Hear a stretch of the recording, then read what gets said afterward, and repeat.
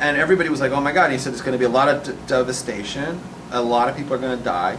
But we should stay in Europe because it's better to die here as Jews following Torah than it is to go to America because our kids won't be Jewish. We go to America, our kids won't be Jewish.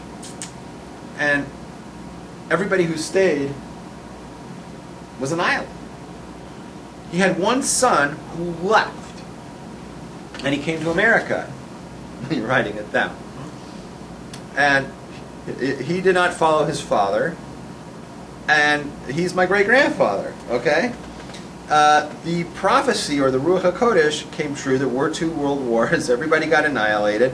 And there is a lot of truth to the fact that there was a lot of people in his own family, when they came to America, deviated and are married Goyim and are no longer Jewish. So he was right even on that. Okay? So I have a lot of problems with that because there's a lot of guilt. Now, this is a very Jewish thing. If you're not a Jew, you can't relate to this. If you didn't grow up Jewish, you can't relate. You are Jewish, but you didn't grow up Jewish. Right? This is going to be a concept you can't relate to, but I'm going to just say it. It is very common amongst Jews that we feel guilty for even being alive because we should have died somewhere else. I have a lot of guilt on the fact that I did not experience the Holocaust and that I'm even alive today because all of my relatives who followed our great-grandfather experienced atrocities and were tortured and killed. And those of us who survived and had this wonderful American experience is only because our great-grandfather disobeyed all of that. So there's a lot of guilt there. I see a lot, and it's not just people in the Holocaust. Sephardim, who didn't experience the Holocaust, have a similar thing. You meet a lot of Portuguese and Spanish Sephardim today. Okay? You know about these people? The fact that they're alive, they have a lot of guilt. Why didn't they die why weren't the family killed during the Inquisition? The mere fact that they're alive today bothers them because they're like, oh my God, my family must have accepted Jesus, at least outwardly, or done something, otherwise I wouldn't be here today. And so they're living with a lot of guilt where they feel that, you know what, maybe it would have been better if I weren't alive because I wouldn't have to deal with this guilt. Can you understand any of this? So it's very common. No, I think I guess I can understand, but I can't relate. Okay, that's what I mean. Yeah, you can't relate. But it's very common with Jews who are Ashkenazi, who came from Europe, who got out, that they feel guilty that they got out while everybody else got killed in the Holocaust. And in Sephardim, they feel guilty for the fact that they survived the Inquisition. So, this is really common. If you grew up Jewish, you grew up with a lot of guilt. Even if it wasn't presented from your parents, you just picked up on it. You know what I'm saying? So it's very, very common. Okay, so back to the point was do you think that, like, my great-grandfather went off the derech? And I'm going to say, yes, he did. He went off the derech. That doesn't make him a heretic.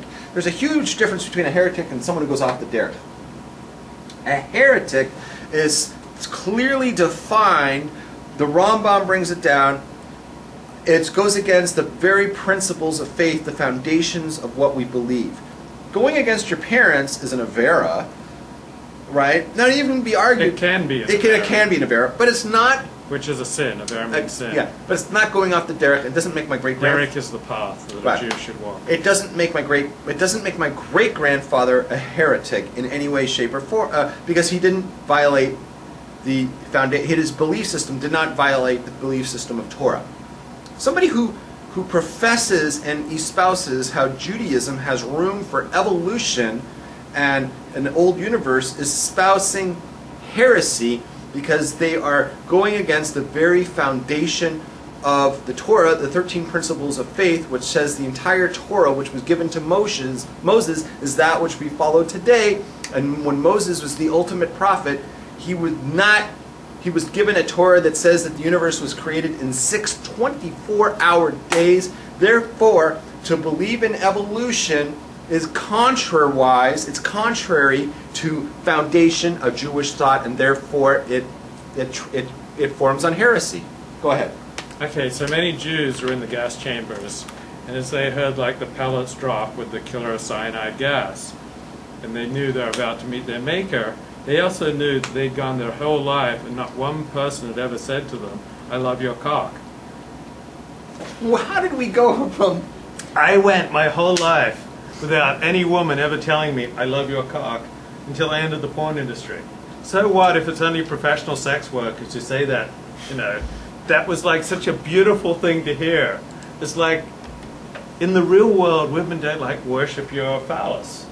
Like in like regular civilian women, they don't go, "Oh, I love your cock," or, you know, "I worship your penis," or they don't tend to say those things. So, like, if you want that cock worship, you know, you generally have to get it from a professional sex worker. And even D. Medic has tested.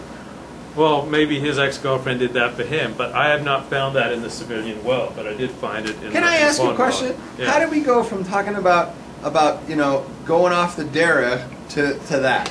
Oh, I know, it's subtle. Okay, so let me just go back to what you were saying. You made a charge that you should stand on your own 2 feet, and when Rabbi Rabs calls you a heretic, and you know you're doing the right thing, just to, you know, tune him out. Woo! I didn't say tune him out. I said don't lose any sleep. But Rabbi Rabs doesn't declare anyone a heretic if they're still on the derech. The only people Rabbi Rabs calls a heretic are those people who espouse heresy and are in a position where they should know better than to do that. Okay? Though they're people who I very rarely call someone a heretic. I say that they're espousing heresy, and it is heresy. And when I hear it, I will identify it. Just like you say at the beginning of the paragraph, lady, that you say that we have to judge, right? Yeah. That's right. A Jew needs to judge. A Jew needs to judge actions, needs to know what heresy looks like. What does heresy sound like? Identify it. Identify it. Know what it says in Pirkei Avos. Know what to answer the apikoros. Know what to answer the heretic. If you don't even know what a heretic is and you can't recognize heresy, you're not going to be able to know how to answer this person because you don't even know what heresy is. Therefore, you need to sit, you need to learn, you need to be able to judge and decipher what is heresy and what's not. Once you get that, then you can start pointing your fingers and calling people heretics. And when Rabbi Rabs says that you're a heretic or says you're espousing heresy, the answer is not to tune Rabbi Rabs out and get good sleep. The answer is stop espousing heresy. Okay, go ahead. Dr. Susan Block, a good Jewish woman, wrote an important book called The 10 Commandments of Pleasure. Yeah. And one of the commandments is you shall worship his penis. So if, like, you ever had a woman who's like, worship your phallus? Dude, do you realize what you've done? What? You've made a charge against me, right? And you've insinuated, you've implied that Rabbi Rabs calls people heretics even when they're on the derech. You know, he just recklessly calls people this, and everybody should just learn to tune him out. And I'm explaining how that is wrong, and I'm making the case to show that you are wrong for what you said, and you're tuning it out, and all you want to talk about is your penis. That reminds me. I got this disclaimer on my blog because the FTC made this new rule that if you ever accept any free gifts from your blog, you have to disclose them. So I got a disclaimer on my blog.